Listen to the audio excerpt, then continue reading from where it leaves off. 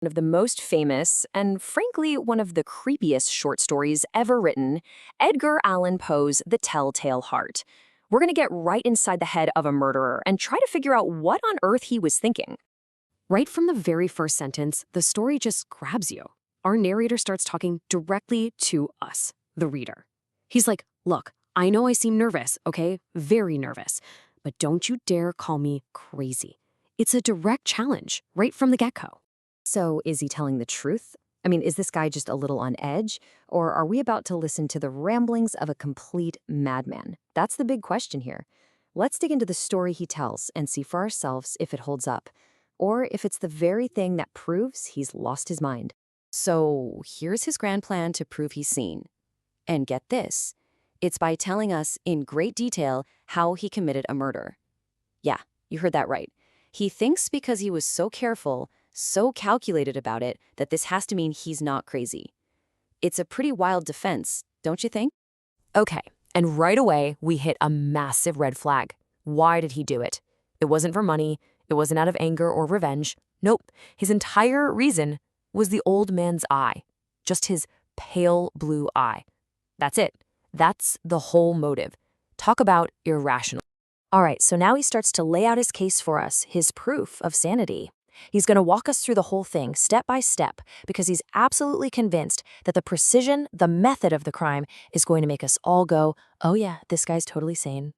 And this is where it gets really fascinating and frankly, pretty disturbing. He describes this whole process, sneaking in for 7 nights, spying on the sleeping old man, being super nice to his face every single morning. To him, this isn't creepy, obsessive stalking. No. It's proof of his cleverness. And the dismemberment, he sees that as just being practical and smart. His perspective is completely twisted. So he's just finished his work. He thinks he's gotten away with it, but he's committed the perfect crime. And then, a knock at the door. Turns out a neighbor heard a shriek. It's the police.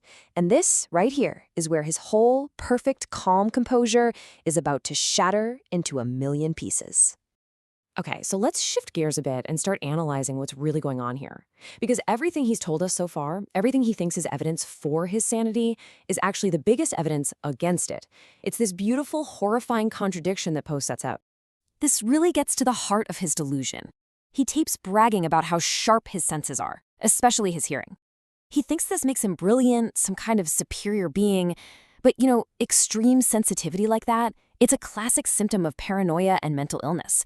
It's incredible. He's literally taking a symptom of his madness and holding it up as proof that he's sane. You have to admit, he's a great storyteller, right? I mean, he lays it all out so clearly, the structure is perfect. But it's like he's built this perfect, beautiful frame for a picture that is just pure chaos. The form of his story is precise, but the content just screams madness from the rooftops. So let's go back to that motive for a second. The eye.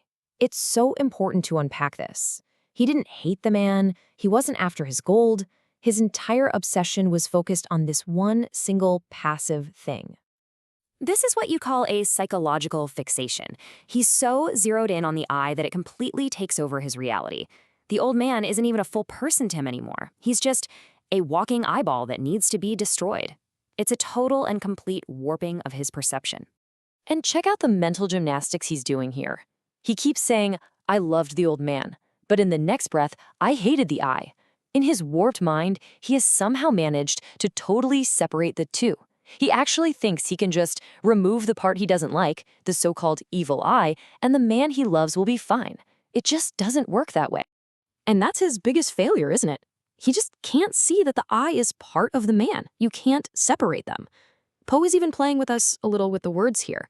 The eye is the eye. It's his identity, his being. To destroy the eye, you have to destroy the man. But our narrator is totally blind to that fact. Okay, so this is it, the climax. He's feeling so smug, so confident. The police are there, he's invited them to sit down in the very room of the crime, and he's just chatting away. He thinks he's won. But this is the exact moment his own mind decides to turn on him and become his executioner.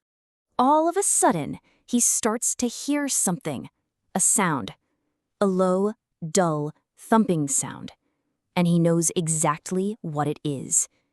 It's the old man's heart, beating from under the floorboards.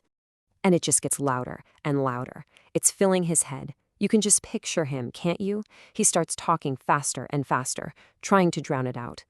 And he's looking at the cops, who are just sitting there calmly, and he thinks, they hear it. They know. They're making fun of me. But here's the thing. The police don't hear a thing, because there is no sound. It's all in his head. It's an auditory hallucination. What he's hearing isn't the old man's heart. It's his own heart, pounding with unbearable, suffocating guilt, so loud that he thinks it's coming from the grave. So this imaginary noise, this heartbeat of guilt, just keeps getting louder and louder until he absolutely cannot take it anymore.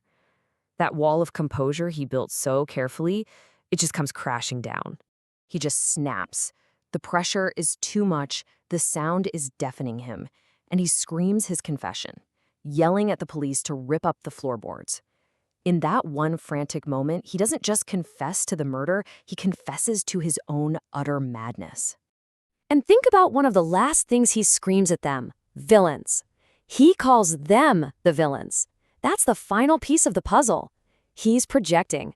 He can't face his own evil, so he puts it on them. He has completely and finally lost touch with reality. So when you boil it all down, what you should take away from this is that the real horror of the story isn't just the violent crime. I mean, that's awful, of course, but the true horror is watching this man trapped inside the inescapable prison of his own mind. He's tormented by his own guilt and paranoia, and there's absolutely no way out. And it leaves us with this really haunting question, doesn't it?